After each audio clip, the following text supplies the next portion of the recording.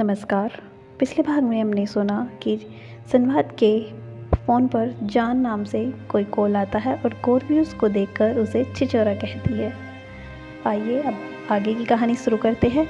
जैसे ही संवाद ने सामने से इतने ज़ोर से चिल्लाने की आवाज़ सुनी तो वो एक झटके के साथ फ़ोन को अपने कान से दूर कर लिया। जब सामने से आवाज़ आनी बंद हो गई तो उसने कहा, सबसे पहले तो तू ये चिल्लाना बंद कर और दूसरी बात ये बता कि क्या नहीं हो रहा है तुझे। उसकी इस बात को सुनकर सामने से निश्चय की स्वीट सी आवाज़ आई, भाई मैंने उस टॉपर को चैलेंज तो कर दिया है लेकिन अब मुझे ये पढ़ाई नहीं हो रही है। जब संवाद ने कान से फ़ोन हटाकर वापस लगाया था तभी गलती से उसके गाल से टच होकर उसका स्पीकर ऑन हो गया था, जिस वजह से गौरवी भी उसकी सारी बातें सुन पा रही थी। वहीं संवाद ने जब उसकी परेशानी को समझा तो उसने कहा, अच्छा तो मैंने मना किया था ना तुझे एक भी क्लास अटेंड न करने को। अब तो समझने में परेशानी होगी ही। उसकी इस बात पर सामने से निश्चय कहता है, क्या भाई मैं आपको अपनी प्रॉब्लम बता रहा हूँ और आप उसका सॉल्यूशन देने की बजाय मुझे ही डांट रहे हो। बताओ ना मैं ऐसा क्या करूँ कि इन 2 महीनों में मेरा सारा सिलेबस पूरा हो जाए। उसकी इस बात को सुनकर गौरवी जो इतनी देर से बैठी हुई चुपचाप उनकी बातें सुन रही थी, उसने कहा, अगर ऐसा है तो तुम पढ़ो अच्छे से और उसे समझने की कोशिश करो। अगर तुम किसी भी चीज़ को समझकर पढ़ते हो तो तुम्हें लाइफ टाइम याद रहेगा। ऐसे में तुम्हें समय भी कम देना पड़ेगा और पढ़ाई भी ज़्यादा होगी। उसकी इस बात को सुनकर निश्चय खुश होते हुए बोला, भाई आप किसी लड़की के साथ हो जिसे आप मेरी बातें भी सुना रहे हो।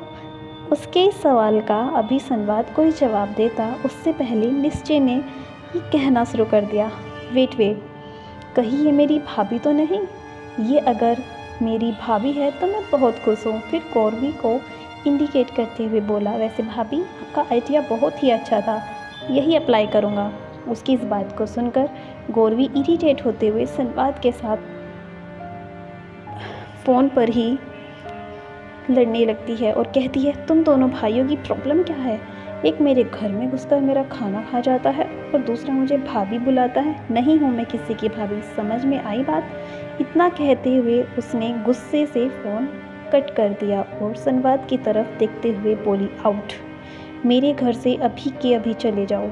उसकी इस बात को सुनकर संवाद हल्का सा मुस्कुराते हुए कहता है, लेकिन एक बात बोलूं, तुम जब गुस्से में बहुत ही ज़्यादा क्यूट लगती हो। कहते हुए वो जल्दी से बालकनी फांद कर वहाँ से भाग गया, लेकिन उसके जाने के बाद भी गौरवी गुस्से से उसकी तरफ घूरती रही।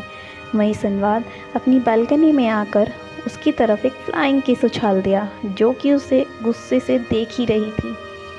उसके इस किस से गौरवी के गुस्से का पारा और भी बढ़ गया और वो अपना पैर फटकती हुई वहाँ से अंदर की तरफ बढ़ गई और जाकर सीधे अपने बेड पर लेट गई और सोने की कोशिश करने लगी।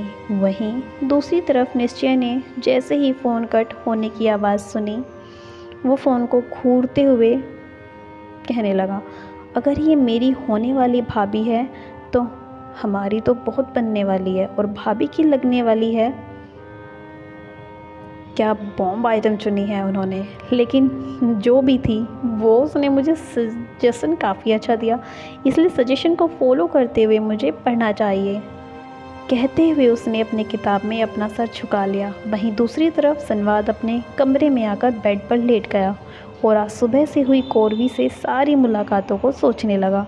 उसकी आंखों के आगे हर एक पल आ रहा था जो उसने गौरवी के साथ बिताया था। ये याद करके उसके होठों पर मुस्कान और दिल की तेज हुई धड़कनें थम जाने का नाम ही नहीं ले रही थी।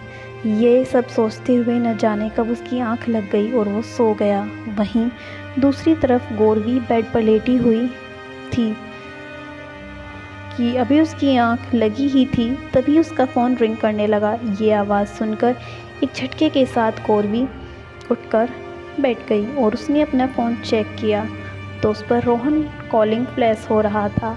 ये देखकर उसने जल्दी से फ़ोन पिक किया। तभी सामने से आवाज़ आई, मैम आपने कहा था कि आप डिज़ाइन सेलेक्ट करके भेज देंगी, तो आपने अभी जब भेजा नहीं है, वो हाइट शिफ्ट के वर्कर का फ़ोन आया था।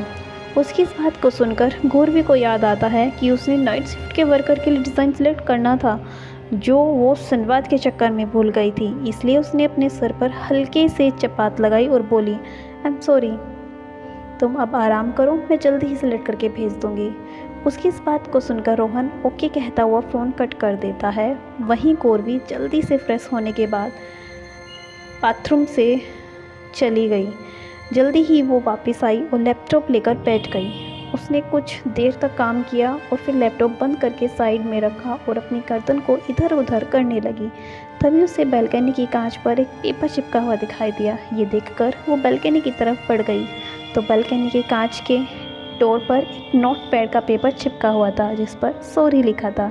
ये देखकर गौरवी ने गेट खोला और उस पेपर को दूर पर से उठा लिया और उसमें लिखे हुए सॉरी को देखने लगी। वहीं उस सूर्य के साथ पेपर के कोने पर छोटी सी स्माइल बनी हुई थी। ये देखकर उसके चेहरे पर भी छोटी सी मुस्कान छा गई और वो उस पेपर को लेती हुई रूम के अंदर आ गई। तो गौरवी और संवाद के इस प्यारे से खट्टे मीठे किस्से को सुनने के लिए हमारे साथ बने रहिए। धन्यवाद।